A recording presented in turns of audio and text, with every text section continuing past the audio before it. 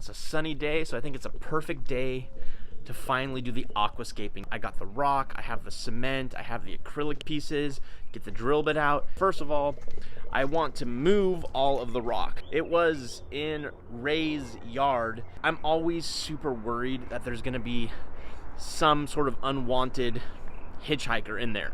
So I dried it out here in the desert for, I don't know, 2-3 weeks already. Measure the exact dimensions of the inside of the tank from front to back, height, everything, so that I can practice setting it up.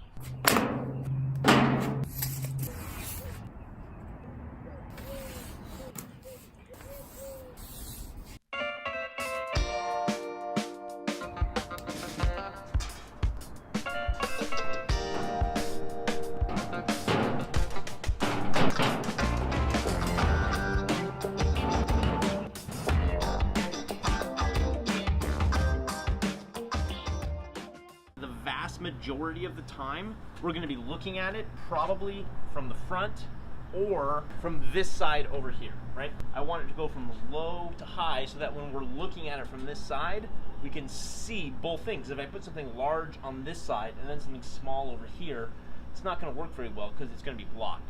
This time lapse that you're watching right now took me a little over an hour, and I figured, hey, maybe I'll start on the right side and I'll make the large piece for the back right. And then I was like, no, maybe I'll start in the front left side and I'll try to make that cool little clownfish hair anemone thing. But you know what? At the end of an hour, I had nothing. Nothing at all. Not even 2 pieces that went together that I ended up sticking with. So I had to take a lunch break, fuel my mind up, and come back at it again in the afternoon.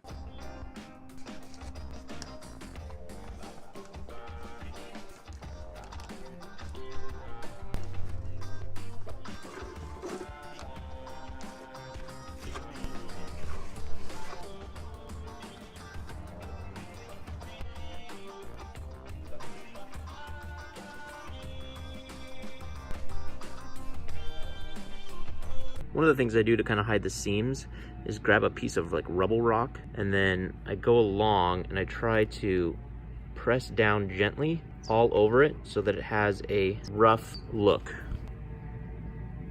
Day 1, and I didn't finish, but I got pretty far along. I'd say I got about halfway done. I'm using the Imac 400, which honestly is okay. I prefer the Aquaforest because you just mix water. For this, you only have a certain amount, so you're a little bit more stressed out about what you have. But this is what I came with. I can't touch it again until tomorrow. This one's gonna be kind of my bigger piece. I need to add to it. And then there's this, but look at all the rock that I have left over. I'm just really struggling with a vision for this one for some reason. Most of the time, I'm gonna be looking at it from this angle here, right? So I want it to kind of go low to high. But I don't know, we're gonna let this set for the night, then we're gonna see what tomorrow brings, have a good breakfast, hopefully my brain juices will be flowing.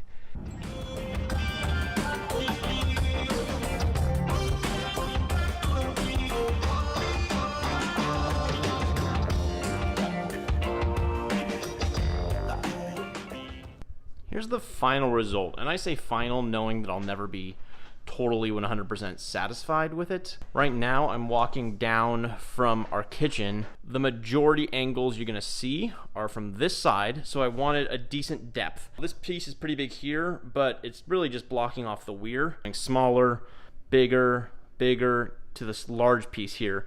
And then this is the other viewing angle. This is when you're having dinner, sitting at the dinner table. I didn't utilize the vertical space as much as I would have liked. This is coming in our front door and there's just not much space. Look, there's the front door, there's the tank.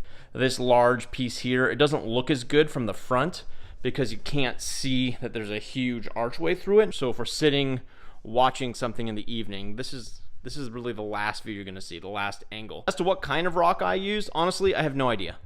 My friend Ray at SoCal Coral Reef, follow him on Instagram, he had this in his backyard in tubs for years. So there's a mixture of pieces here for sure. You'll notice there's not like a huge flat piece, and that's okay for me. I'm always drawn toward aquascapes that are more vertical and less horizontal, so there is a lot of gaps. But one other thing you're gonna notice that there's not any like huge caves. So I may have to go in and create a few caves for like eels to hide or things like that. So I'm always making sure that there's enough space for me to clean all of the edges. Again, a little bit away from the front. Now I have the big piece set up in the middle, largely because of where I'm going to be placing my pumps. I'm going to be using 2 of these RP-Ms from Reef Breeders. They put out a ton. I mean, just an absolute ton. I think 2,600 gallons per hour, you know, and they're super affordable. I'll put a link down below so you guys can check them out. But I'm going to use 2 of these, and I really dislike things disrupting my viewing from the glass. I just think the wires look bad. I don't like it. So what I'm going to do is I'm going to put 1 of the RPMs here and another one over here. That means the flow pattern is going to go like this. It's going to go front to back. Regarding lights for the SCA 120, I'm using these from Reef Breeders. Now these are their 24-inch, but I'm getting the 48-inch. So one thing I don't have to worry about are a lot of shadows, because it's going to run the entire length, and I'm going to set it up maybe a foot to 18 inches. And what I like about the Reef Breeders lights is the light is spread out. There's not like one focal point like the Kessel's, which I know has its pros and cons. A lot of people just absolutely love the shimmer effect of the Kessel's because all the lights come out of one point. But the thing I don't like about that is I would have to have several in this tank. So I really honestly didn't have to worry or make any sort of concessions when it came to thinking about my light. If I was using Kessel's or, you know, Radions, I'd have to consider the shadow patterns a lot more. But that's not an issue for me on this tank. I used the Emarco 400, I think it's called. I'll put a picture here so you'll see a picture right now. It's okay. Honestly, I would have preferred to go with the Aquaforest. That's what I've used in the past, and what I like about the Aquaforest is that it comes in powder and then you mix water, right? But with the Emarco, it comes in powder, but then they have their own special mixing agent, which you have to mix with it, which is just more of a pain. And it didn't seem to bond any better than the Aquaforest. So in the future, I will be buying the Aquaforest again. What's nice about this, a kind of mortar that cures underneath the water. So if you did want to do your scape inside the tank, it would set underwater. So that is certainly a benefit of the Emarco 400. But for me, I always do my aquascapes dry. It's just easier for me. I don't want to break my back when I'm having to bend over to do all that. There are some changes I would have made. Now, I'm super grateful to Ray for all this rock, but if I had my druthers and if I was paying for the rock, I would have gone with a reef saver kind of rock. You know, for me, this is sort of like reusing rock, so I'm okay with that, but I'm definitely not a fan of pulling live rock out of the oceans. I don't want to introduce pests, and you know, I also want to try to help protect those reefs, and any kind of small way I can do that is great. So I would have preferred to have some sort of like Marco Rocks, Walt Smith, or some real reef rock.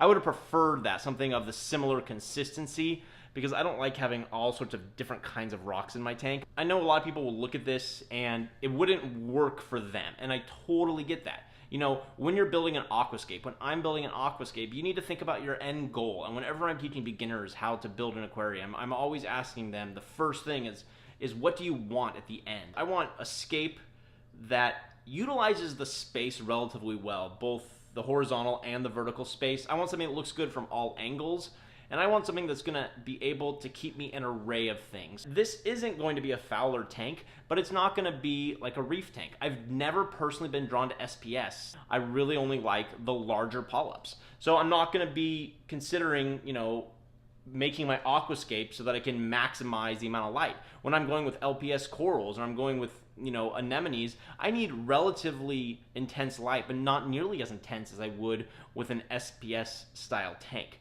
So that's definitely one of my considerations. So at the end of the day, I'm hoping to get a lot of different colorful fish in here, and then some hardy, easier to keep, large polyp, stony, softies, things like that. I think that's plenty for today. Honestly, aquascaping is not my favorite thing. I watch some of like these Japanese and European aquascapers, and they're unbelievable at it. For me, it's more of a chore, kind of like weekly maintenance. So I want to get it done kind of as quickly as possible, but something that I'm also relatively satisfied with. Next week, I think I'm gonna do a video on all my tanks. I'm up to 5 tanks, and honestly, I'm getting tired of doing 5 tanks of maintenance. So I think I better show you guys a video of an update of every single tank so you know what's happening, and before I get so tired that I end up breaking one down. Don't forget, follow me on my Instagram at myfirstfishtank. I post 2 times every single day so you get kind of live updates on what I'm doing. There's also occasional giveaways and cool stuff like that. If you want to build your first saltwater aquarium, go to myfirstfishtank.com. The website is built for the beginner to build your first saltwater aquarium. You'll find the step-by-step video, PDFs, downloadable guides, so on and so forth. It's all for you guys. Check it out. My email address is contact@myfirstfishtank.com. And I never want to forget, if you are looking for a 10% discount on all of your marine aquarium needs, go to marinedepot.com. At checkout, use the discount code MyFirstFishTank, all one word. That'll get you 10% off your entire order. There are some exclusions that applied. All right, everybody, happy reefing. I'll see you next week.